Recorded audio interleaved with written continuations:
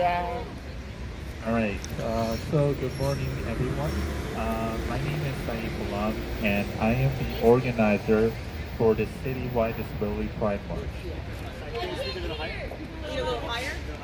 Yeah. Can you raise the volume? You just have to speak up a little bit, but I think it's as hard as I can. Okay. Yep, it's all the way up. Just be as close as you can. All right. So I'm the organizer for the Citywide Disability Pride March. So I would like to thank everyone for coming today and participating in this march. So we must acknowledge the significance of the Americans with Disabilities Act of 1990 that protects the rights of Americans with disabilities. The law was advocated by Edward Wybers, a former student from Berkeley College, and signed by President George Herbert Walker Bush back in July 26, 1990. Although our society somewhat made progress, in, but there's still more work that needs to be done to ensure that people with disabilities are being heard, which is why we're here today to be part of this movement. There's still a need to better fund our disability services, raising more awareness of the disability community, providing our youth with disabilities the support they need to succeed in school and their regular lives, helping our students with disabilities at higher education succeed with their studies, improving employment opportunities for our prospective employees with disabilities so they can successfully contribute in our 21st century economy, improving civic engagement for voters with disabilities, and much more. The march stresses the importance of better representation for nearly million New Yorkers with disabilities so they can thrive in our economy. So I want everyone to repeat this motto for me. Nothing about us without us. Everyone repeat. Nothing about us without us. Nothing about us without us. Nothing about us without us. So our program today will start with public officials speaking in front of the steps. Then we'll march to Thomas Paine Park, Foley Square. Then each of you get to speak at Thomas Paine Park at a first come first served basis on why your loved ones pertaining to disability rights and how we can ask how our public officials can better support yours and your loved ones' success. So I want to begin today by introducing you to our Labor Relations Commissioner, Commissioner Ms. Renee Campion. So Commissioner Campion.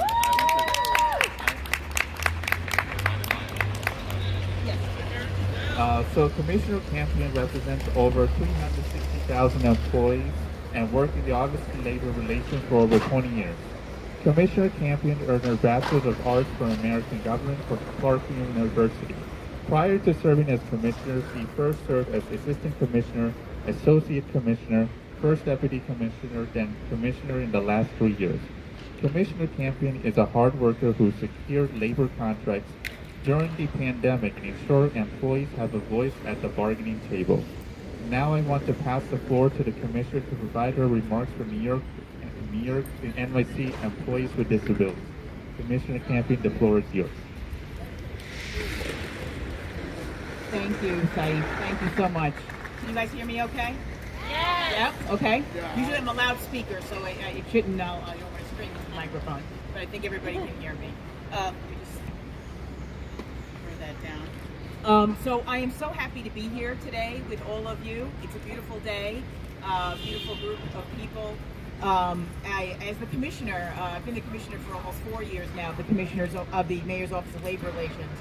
And I take great pride in the diversity of the city's workforce, and people with disabilities are a central part of that diversity and are a critical part of the city's workforce. I'm grateful to be able to be here today to celebrate Disability Pride with all of you. I want to thank all the organizers of this very important event for making this happen. We as a city need this Pride celebration to honor all of you. We need to honor all the city's employees with disabilities and to acknowledge their contributions to the city's workforce. That's right. Woo! Woohoo! I wanted to start off by saying I am the proud daughter of an amazing mom with disabilities. I lost my mom over 20 years ago, But I grew up, there was never a time where I was growing up where my mom didn't have a disability.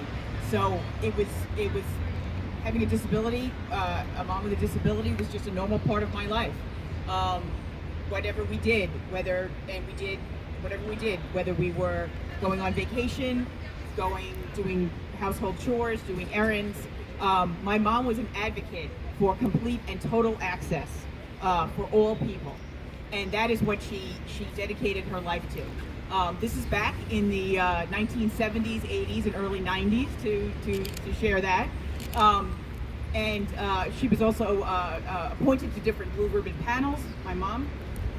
But also, I've spoken to a few of you earlier about this. In her local community, she would just go to a local store, what she normally would do, and she would talk to the store owners about how they needed a ramp, an access ramp. Because if they didn't have a ramp and she couldn't get in the store, she would have to flag down a stranger, a patron, and she would have to give them some money and say, could you go buy one or two things for me? And she spent her life trying to convince people and working towards making sure that everyone understood what that meant to her and what that meant to the people she represented and to other members of the community. I know she's looking down on all of us today and urging us to keep on fighting because the fight never ends. I also want to say, as a proud gay woman, I know what it feels like to be pushed out of the public eye. Absolutely. And I know how important Pride celebration is for you and for our city as a whole. A little background on how many employees we have in the city of New York. As Saif mentioned, we have 360,000 city employees. We currently only have actually 333 employees who are in a program called the 55A program, which is designed to provide equal access for qualified applicants with disabilities. But there are hundreds and hundreds of opportunities, over 700 positions overall. And that's not counting, those are just those designated positions. That's not counting the countless city employees with disabilities who provide such valuable and important contributions to our workforce every single day. I celebrate your uniqueness and your contributions to city government. You are an integral part of the fabric of our city, and we want to see everyone in the public eye and in the halls of city government as you continue to contribute to the economic vitality of our city. For those who are not part of city government, I want to urge you to consider becoming part of the city's workforce. If you're already with the city, please utilize the Mayor's Office of People with Disabilities, who can assist with pathways to advance in your career with the city, and with applying for reasonable accommodations and link you up with resources for people with disabilities. I want to thank the Mayor and the Mayor's Office of People with Disabilities for their concerted efforts to promote diversity and employment for people with disabilities. And finally, we at the City of New York celebrate the unique experiences that you have as people with disabilities and the contributions that you make every single day. I am so proud to join you here today, demonstrating pride in their identity and to support you in raising awareness and breaking down stigmas about people with disabilities. Thank you very much.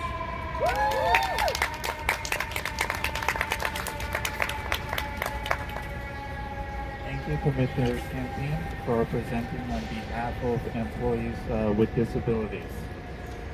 So we want to proceed with the, I think we're going to proceed with the rally.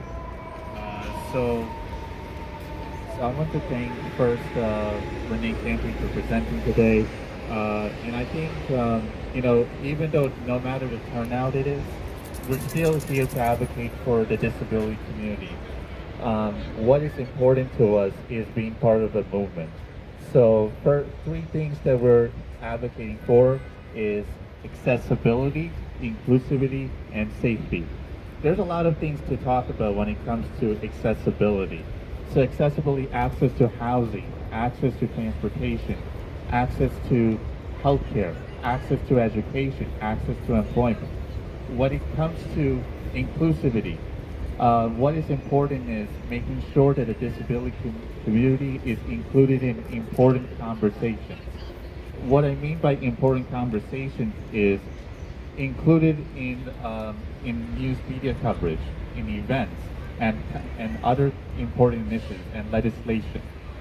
Another thing for safety is ensuring the safety of the disability community. Making sure that we address crimes that take place against the disability community. This has never been addressed to the media, and I think this is important that this is being addressed to ensure that there's safer communities for the disability community. Another thing that I want to also talk about is the addressing police brutality. Like 50% of people with disabilities are victims of police brutality. This is actually from the Department of Justice that actually presented that data, and it's never been brought to the attention to the media. And I want to go back to the inclusion part, is that what is important is actually diversifying our journalists at the news media stations, like ensuring that that people from from the background of the disability community actually presents about what's going on about disability. And ableism is not only a city issue; it's a global issue. And I'm going to say, in regards to statistics, we have nearly 1 million New Yorkers with disabilities living in the city. We have 3 million New Yorkers living in the state. We have over 61 million people with disabilities living across the country. And we have 1 billion people with disabilities living across the planet. So it's important that we're always included in every single conversation in the disability community. All right, so let's start heading off to the march. And no matter the turnout, we're still in this advocacy initiative.